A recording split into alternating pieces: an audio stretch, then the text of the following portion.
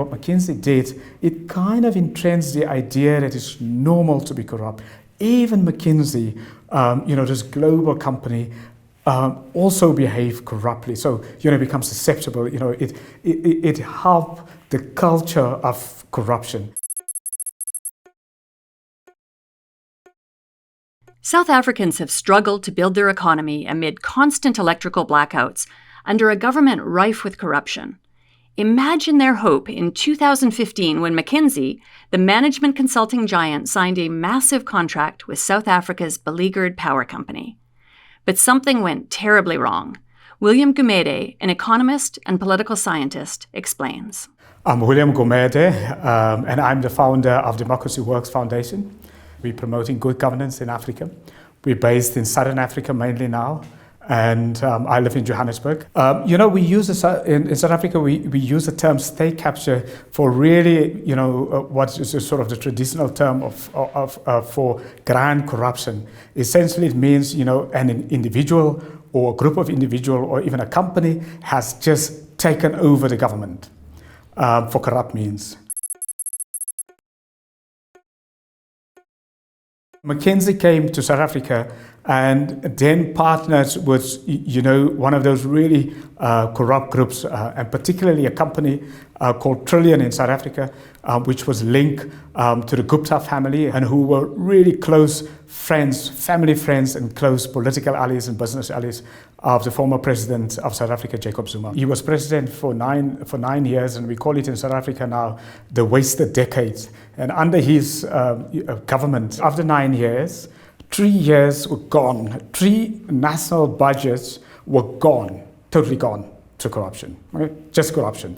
The partnership between the Gupta family and Jacob Zuma, essentially what they did is to capture the parts of the states, to use public resources, taxpayers' money, state institutions to enrich themselves and move the money out of the country. McKinsey partnered, with these really dodgy people, and in that partnership, the state paid something like just over 80 million US dollars for advisory work, and no advisory work was done, essentially. If you're an ordinary citizen, you don't expect a company like McKinsey, to operate at a level, to operate corruptly or to partner with other corrupt companies. McKinsey helped along this culture of corruption, by playing by the corrupt rules. It told South Africans, even McKinsey is part of this. And this is just the way it is in this country. Because initially, when the first reports of corruption came out, they were very defensive. They were dismissive of critics, of whistleblowers. We're having an official inquiry in South Africa on corruption. It's called the Zondo Commission of Inquiry. It is looking at corruption that took place during the presidency of former President Jacob Zuma.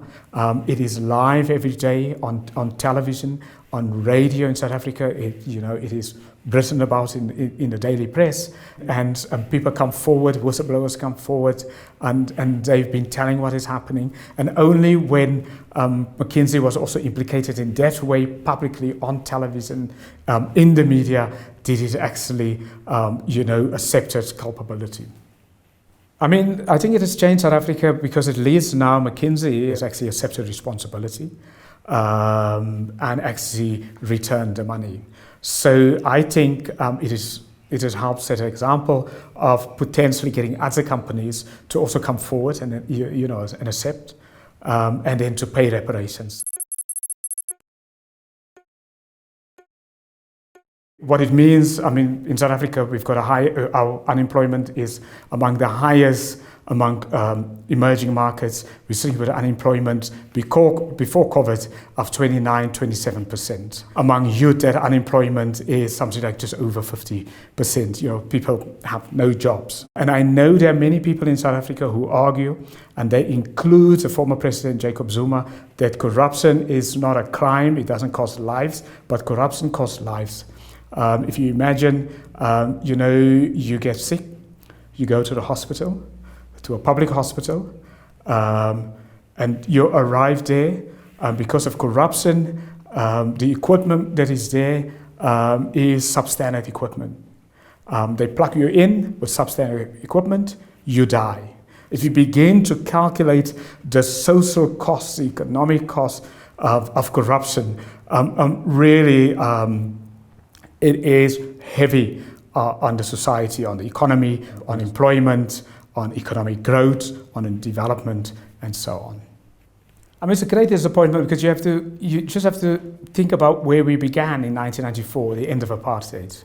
And what the fight against apartheid was. It was like, and why the fight against apartheid was so successful, because it was a moral fight. And it was a global fight, and we had people from around the world who supported the South African fight, from a moral point of view. And we were all idealistic, and the idea was that once apartheid ended, and we can create a whole new society based on honesty, based on inclusivity, and on competence. The destruction of that dream, the end of that dream, where corruption has become a culture, become systemic, state has been captured, dreams have been destroyed. A few years ago, when I speak to people and people would say to me, there's nothing I can do as an ordinary citizen. I mean, the corruption is so big, the corrupt players are so powerful, the McKinseys of this world, I mean, it's a global company. What can I do as an ordinary person? But now we're actually seeing, because of all of the, the mobilization by ordinary citizens, the government came under pressure and Parliament came under pressure to set up this inquiry into corruption. People have marched and they've protested, in some occasions, like hundreds and thousands of people, marching in Johannesburg or in Cape Town or in Durban against corruption. And they've done it for years and for years. I think what it tells us actually, ordinary citizens can do something, with others.